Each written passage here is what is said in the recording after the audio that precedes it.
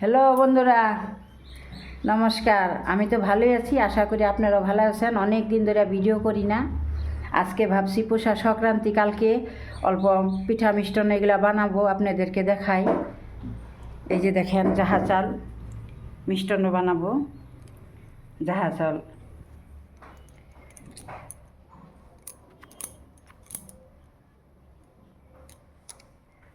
এই যে জাহা চাল ধুইয়া রাখছি আমি, সেই সেন্ট কালো জাহা।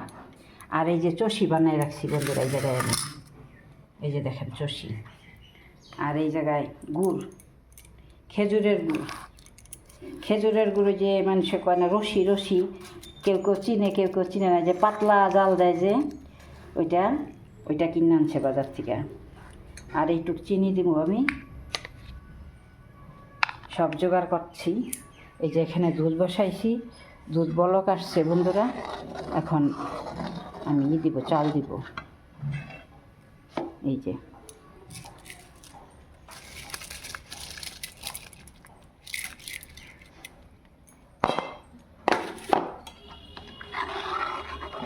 চালটা ফুটুক, আপনারা সাথে থাকেন।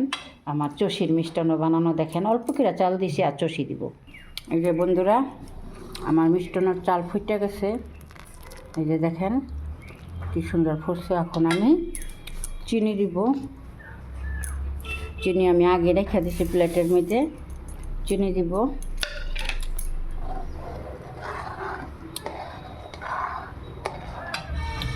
তারপরে এখন আমি গুড় দিব। এই যে বন্ধুরা, আমি গুড় দিছি। এই যে দেখেন, এই যে গুড়।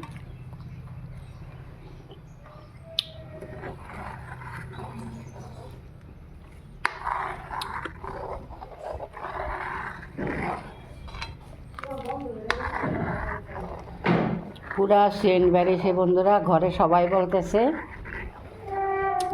এত সুন্দর সেন্ট বেরিয়েছে। আর দুধ বন্ধুরা, 8 দিন আগে আমি দুধ জাল দিচ্ছি, একদম ঘন বানাইছি।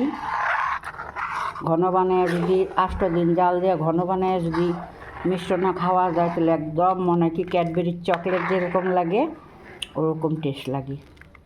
আপনারাও বানায় খাইয়া দেখবেন আমি যদি মিথ্যা কথা বলি।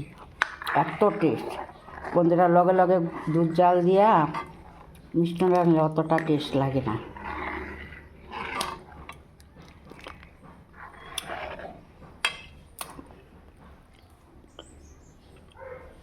এখন আমি চষি দিব।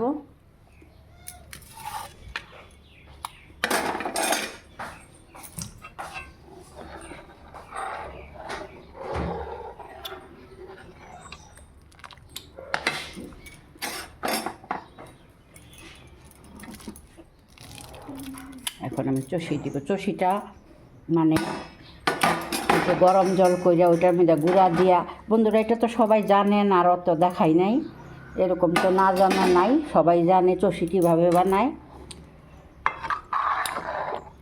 এখন আমি যে চষি দিয়ে দিছি মিষ্টান্নের মধ্যে। এই যে দেখেন চষি।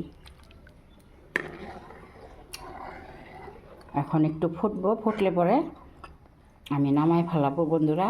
আমার মিষ্টান্ন কমপ্লিট। ভালো লাগলে ভিডিওটা লাইক সাবস্ক্রাইব করবেন।